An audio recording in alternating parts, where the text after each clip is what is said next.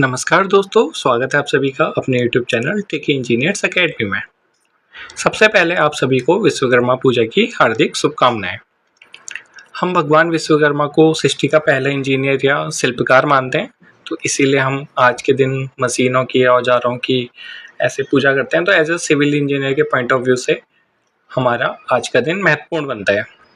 आज के दिन हम अपने जैसे सर्वेइंग में भी बहुत सारे इंस्ट्रूमेंट होते हैं जिसकी हम पूजा करते हैं।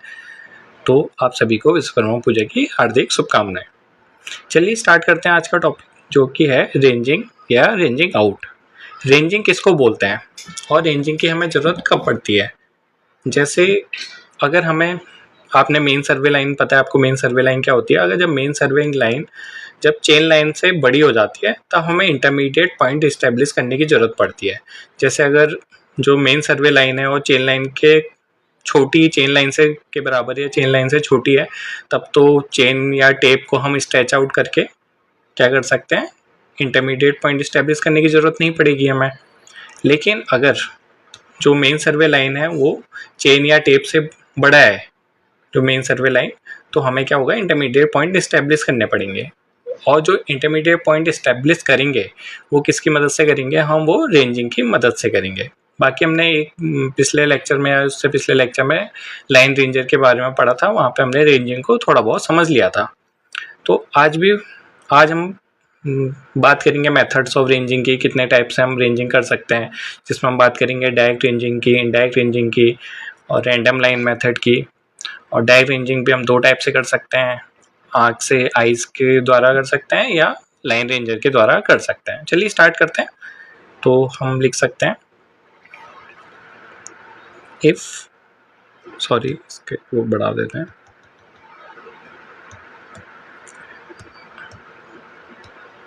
If distance between and stations is greater than chain length. जब हमारे एंड स्टेशन चेन लेंथ से बड़े हो जाते हैं तो हमें क्या ज़रूरत पड़ती है? हमें इंटरमीडिएट पॉइंट इस्टेब्लिश करने की ज़रूरत पड़ती है। So it is necessary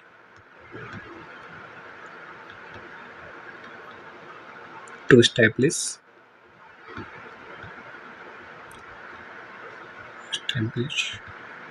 intermediate points.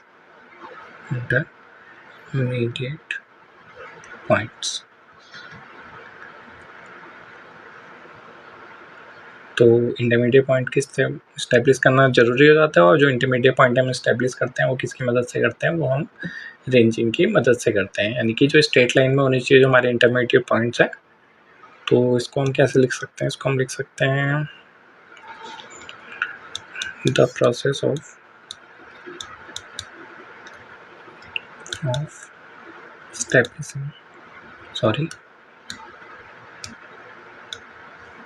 establishing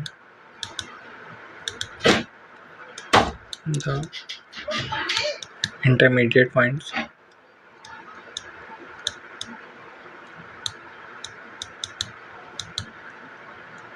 on a straight line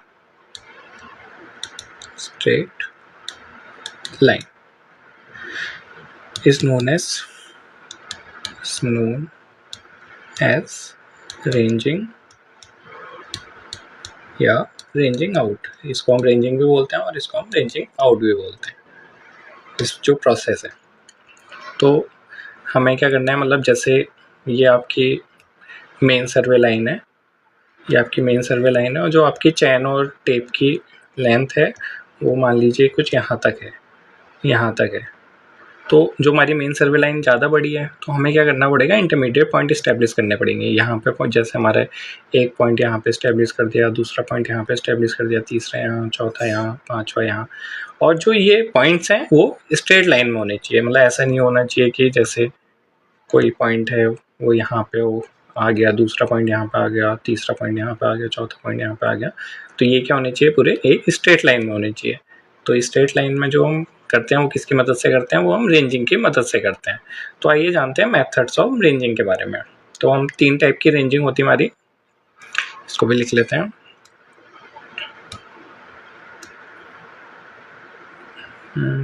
There are 3 types of ranging, 3 methods of ranging। कौन कौन सी मेथड है हमारी? पहली हमारी डायरेक्ट रेंजिंग है, दूसरी हमारी इनडायरेक्ट रेंजिंग है और तीसरी हमारी रैंडम लाइन मेथड है। तीनों के बारे में बात करेंगे। देखते हैं आज का लेक्चर कितना बड़ा होता है। आप लोगों ने मेरे से बोला है कि ज़्यादा बड़े लेक्चर नहीं होने चाहिए, तो उसी को मद्देनज़र रखते हुए हम देखेंगे आज की क्लास कहाँ तक चल पाती है। जैसे डायरेक्ट रेंजिंग में क्या होगा, जो डायरेक्ट रेंजिंग है, अगर हमारे जो एंड स्टेशन है, मान लीजिए ए पॉइंट है, बी पॉइंट है, अगर ये दिख रहे हैं, ए पॉइंट से बी पॉइंट एक दूसरे से दिख रहे हैं, तो जो हम रेंजिंग करेंगे वो डायरेक्ट रेंजिंग होगी। अगर जो हमारे ये मान लीजिए कोई ऐसा ऑब्स्टेकल आ जाता है या कुछ आ जाता है जो हमारी एंड स्टेशन है वो नहीं दिख पाते, तो हम कौन सी रेंजिंग करते हैं? इनडायरेक्ट रेंजिंग करते हैं। और रैंडम लाइन मेथड हम तब यूज़ करते हैं जैसे कोई फॉरेस्ट एरिया है, वहाँ से रेंजिंग नहीं कर सकते। चलिए आगे पढ़ेंगे उसके बारे में। अभी हम बात करते हैं डायरेक्ट रेंजिंग की। तो हम इसमें लिख सकते हैं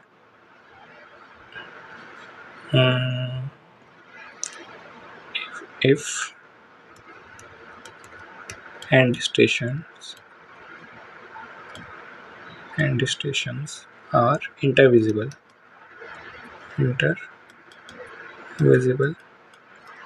then we adopt direct ranging. अगर हमारे जो एंड स्टेशन है वो एक दूसरे को दिख रहे हैं तो हम डायरेक्ट रेंजिंग करेंगे। अब डायरेक्ट रेंजिंग में हम कैसे कर सकते हैं? पहली मेथड हम आई के द्वारा कर सकते हैं और जो दूसरी है वो हम लाइन रेंजर के द्वारा। लाइन रेंजर को आज ज़्यादा पढ़ने की ज़रूरत नहीं है क्योंकि हम वो एक क्लास में पढ़ चुके हैं, तो उसका लिंक मैं डिस्क्रिप्शन बॉक्स में डाल दूंगा, वहाँ से भी देख सकते हैं। बाकी थोड़ा बहुत समझेंगे उसके बारे में भी। मान लीजिए ये आपका कोई टोपोग्राफिकल एरिया है, यहाँ पे आपका ए पॉइंट है, ये आपका बी पॉइंट है। अब आपको पता है कि ए पॉइंट से बी पॉइंट एक दूसरे से दिख रहे हैं, तो हमें इसके बीच में इंटरमीडिएट पॉइंट इस्टेब्लिश करना है। तो हम क्या करेंगे, ए के पीछे हम रेंजिंग रॉड रखेंगे, बी को देखेंगे, फिर एक तीसरे पर्सन को बोलेंगे या बी पे खाली रेंजिंग रॉड हम इंसर्ट कर देंगे, बाकी वहाँ पे ऐसी कोई ज़रूरत है नहीं अभी। तो ए पॉइंट से हम देखेंगे बी पॉइंट को, तो हम यहाँ पे मान लीजिए यहाँ पे हम खड़े हुए हैं, यहाँ से हम खड़े हुए हैं, यहाँ पे हम खड़े हुए हैं, हमने ऐसे देखा, तो हम जो ये सी पॉइंट होगा, मान लीजिए कोई सी पॉइंट है, हमने ए पॉइंट से देखा बी पॉइंट की तरफ और सी पॉइंट को हमने मिलाने की कोशिश की। मान लीजिए अगर ये कोई टॉप व्यू से हम देखें, तो जैसे ही टॉप व्यू से बात करेंगे, ये ए पॉइंट है, ये बी पॉइंट है, ये टॉप व्यू यानी कि प्लान की हम बात कर रहे हैं। तो अब आपने क्या करना है, जो सी पॉइंट है वो यहाँ पे भी हो सकता है, वो यहाँ पे भी हो सकता है, कहीं पे भी हो सकता है। तो आपने यहाँ पे रेंजिंग रॉड लगाई हुई है, यहाँ पे रेंजिंग रॉड लगाई हुई है, आप यहाँ से देख रहे हैं, तो आप जो सी पॉइंट वाले इंसान को बोलेंगे या तो इधर की ये साइड आइए या इधर की साइड आइए। जब वो एक पॉइंट में आपको दिखने लगेगा, ए सी और बी तीनों एक सीट में दिखने लगेंगे रेंजिंग रॉड, तो आप बोलेंगे यहीं पर रुक जाइए। तो आपका इस तरीके से यहाँ पे सी पॉइंट इस्टेब्लिश हो जाएगा। ऐसे करते करते आप आगे चलेंगे, फिर आगे आप डी पॉइंट पे मान लीजिए, यहाँ पे डी पॉइंट, सॉरी, मान लीजिए आपका ये डी पॉइंट है, तो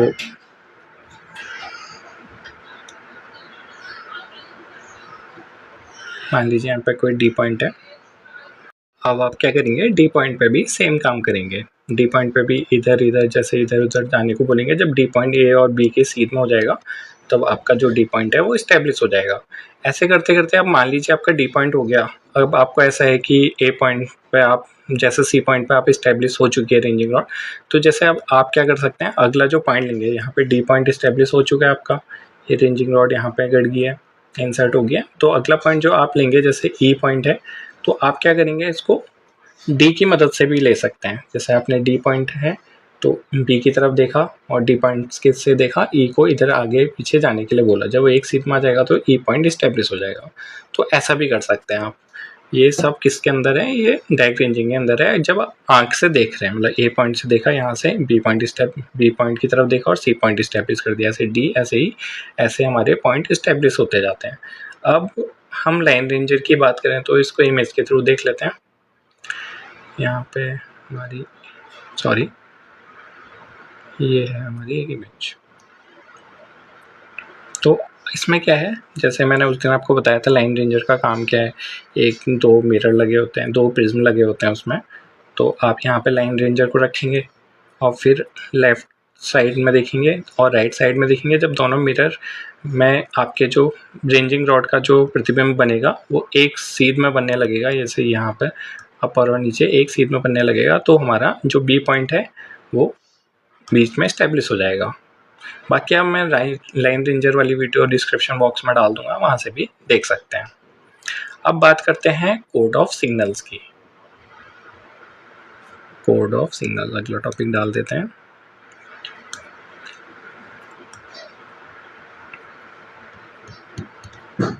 कोड ऑफ सिग्नल्स आजकल क्या है, आजकल इससे भी काफ़ी क्वेश्चन पूछे जाने लगे हैं, तो इसको इम्पॉर्टेंट हो जाता है पढ़ना। सबसे पहले कोड की बात करते हैं, rapid sweep with right hand, यानी कि जो आपका राइट हैंड है उसको आपने रैपिडली स्वीप करना है, यानी कि जल्दी जल्दी हिलाना है। तो इसका मतलब क्या है, यही आपसे पूछा जाता है, वो आपको टर्म दे देगा, फिर आपसे पूछेगा इसका मतलब क्या है। जैसे आप उसने बोल दिया rapid sweep with right hand, यानी कि राइट हैंड आप जल्दी जल्दी हिला रहे हैं, तो इसका मतलब क्या है, इसका मतलब है to move considerably in that direction, यानी कि आप राइट साइड वाला हिला रहे हैं, तो जो सामने वाला इंसान होगा वो तो उसका लेफ्ट होगा, जो आपका राइट है, तो वो क्या करेगा, अपने लेफ्ट की तरफ मुड़ जाएगा। यानी कि आप राइट वाला हिला रहे हैं तो वो उसी डायरेक्शन में मूव करेगा, लेकिन वो उसका क्या होगा, वो उसका लेफ्ट होगा। तो आप उसको बता रहे हैं आप अपने लेफ्ट की तरफ जल्दी जल्दी जाइए, तो वो जल्दी जल्दी जाएगा जब आप जल्दी जल्दी हिला रहे हैं राइट हैंड को। अब आपने क्या करा सेकेंड टर्म में, slow sweep with right hand, आपने जो राइट हैंड है इसको धीरे धीरे हिलाया, जैसे वहाँ तो तेज तेज हिलाया आपने, यहाँ पे क्या किया आपने, धीरे धीरे हिलाया। इसका मतलब क्या है, move slowly to your left, जो आप अपने लेफ्ट की तरफ धीरे धीरे जाइए। अगली बात करते हैं हम राइट आर्म एक्सटेंडेड की। जो आपका राइट आर्म है आपने इसको एक्सटेंड कर दिया, यानी कि मतलब एक्सटेंड कर दिया, खींच दिया, मतलब सीधा कर दिया राइट हैंड को। तो इसका मतलब है continue to move your left, यानी कि आप जल्दी जल्दी मूव अपने लेफ्ट की तरफ चलते रहिए। आपने राइट हैंड एक्सटेंड करा है तो वो अपने लेफ्ट की तरफ कंटिन्यू मूव करेगा। अगला है right arm up and move to the right. जो आपने अपना राइट आर्म अप किया और राइट की तरफ मूव किया, तो इसका मतलब क्या है, जो सामने वाला इंसान है वो क्या करेगा, अपनी जो रॉड है उसको लेफ्ट की तरफ मूव करेगा। यानी कि जो आपकी रेंजिंग रॉड है वो टेढ़ी पकड़ी हुई है उस इंसान ने, तो आप उसको क्या बोल रहे हैं, इशारे से आपने एक हाथ खड़ा किया और अपने राइट की तरफ घुमाया, तो वो जो इंसान ने जो रॉड पकड़ी होगी वो अपने लेफ्ट की तरफ उसको लेफ्ट की तरफ वो प्लम करेगा, यानी कि सीधा करेगा। अगली बात करते हैं, जो हमने 4 पढ़े अब जस्ट इसके अपोजिट हैं जो नेक्स्ट 4 हैं। तो अगली है रैपिड स्वीप लेफ्ट हैंड। पहले हमने ऊपर राइट हैंड वाला पढ़ा था, अब यहाँ पे क्या करना है, जो लेफ्ट हैंड है उसको जल्दी जल्दी स्वीप कर रहा है, तो उसका मतलब क्या है, आप अपने राइट की तरफ जल्दी जल्दी मूव करिए। आपका यहाँ पे लेफ्ट हैंड है तो उसका क्या होगा, वो राइट हैंड होगा, तो वो अपने राइट हैंड की तरफ जल्दी जल्दी इसलिए करा जाता है क्योंकि उसको ज़्यादा टाइम ना लगे सोचने में। आपने यहाँ ये जल्दी जल्दी हिलाया तो वो भी इसी डायरेक्शन में जल्दी जल्दी मूव करेगा, तो उसको सोचना नहीं पड़ेगा कि उसे किस साइड जाना है। वो तो यहाँ पे आपको दिख रहा है उसके अपने राइट की तरफ जाना है, क्योंकि आपने अपने लेफ्ट हैंड उसका राइट हैंड, तो ईजिली समझ जाएगा वो। तो move considerably in right direction same ही है। अगला स्लो स्वीप है, लेफ्ट हैंड से धीरे धीरे लेफ्ट हैंड को स्वीप करा आपने, इसका मतलब है धीरे धीरे आप अपने राइट की तरफ चाहिए। अगला है लेफ्ट आर्म एक्सटेंडेड। जो लेफ्ट आर्म था एक्सटेंड किया, इसका मतलब क्या है, continue to move your right, अपने राइट की तरफ जल्दी जल्दी मूव कीजिए, यानी कि लगातार मूव कीजिए। अगला है left arm up and move to the left. उसने क्या करना है, आपने क्या करना है, लेफ्ट आर्म को अप करना है और मूव टू द लेफ्ट की तरफ मूव करना है, तो वो क्या करेगा, जो रॉड है उसको अपने राइट की तरफ मूव कर देगा। अब है 2 और टर्म जिसके बारे में एग्जाम्स में काफ़ी और पूछा जाता है। तो ये टर्म है, आपने क्या करना है, both hands above head and then brought down. तो आपने क्या करना है, जो दोनों हाथ हैं इनको हेड मतलब हाथ मतलब सीधा खड़ा करना है, अपने सर के ऊपर खड़ा करना है और फिर नीचे रख देना है, मतलब नीचे वापस अपने हाथों को उसी पोजीशन में ले आना है। तो इसका मतलब क्या है, रेंजिंग सही हो चुकी है, जो आपने रेंजिंग करी है वो बिल्कुल सही है। अब है अगला है both arms extended forward horizontally and hands brought down quickly. आपने क्या करना है, जो अपने हाथ हैं उसको सीधे करना है, मतलब आगे की तरफ डायरेक्शन में करना है, मतलब इनटू दी बॉडी, यानी कि इनटू दी प्लेन। जैसे अगर यहाँ पे आपने फ़ोन पकड़ा हुआ है तो फ़ोन की तरफ नहीं, फ़ोन के सामने की तरफ, यानी कि आप जहाँ से देख रहे हैं उसको आपकी तरफ मूव करना है, यानी कि सामने। आप समझ गए हो, हॉरिजॉन्टली फॉरवर्ड एक्सटेंड करना है और फिर वापस हाथ नीचे रख लेना है। इसका मतलब है आप वहाँ पे रेंजिंग रॉड फिक्स कर दीजिए, यानी कि इंसर्ट कर दीजिए। तो ये कुछ टर्म्स हैं, कोड हैं जो आपसे काफ़ी बार पूछे जाते हैं आजकल, तो पिछले 2-3 सालों से या 4 सालों से बोल सकते हैं, तो ये काफ़ी बार पूछे जाने लगे हैं, तो आप इनको अच्छे से देख के जाइएगा। मतलब ऐसा कुछ है नहीं, आप समझ गए होंगे, बहुत ईजिली अंडरस्टैंडेबल है। चलिए आज की क्लास यहीं पर समाप्त करते हैं, क्योंकि क्लास लंबी हो गई है। फिर आपने जो बोला है कि सर क्लास ज़्यादा लंबी ना हो, कोशिश कीजिएगा। तो अगले जो 2 टर्म हैं, जो हमारी इनडायरेक्ट रेंजिंग है और रैंडम लाइन मेथड है, उसको नेक्स्ट क्लास में करेंगे। धन्यवाद दोस्तों। अगर आपको हमारे लेक्चर पसंद आते हैं तो हमारे चैनल को सब्सक्राइब कीजिए और ज़्यादा से ज़्यादा अपने दोस्तों में शेयर कीजिए।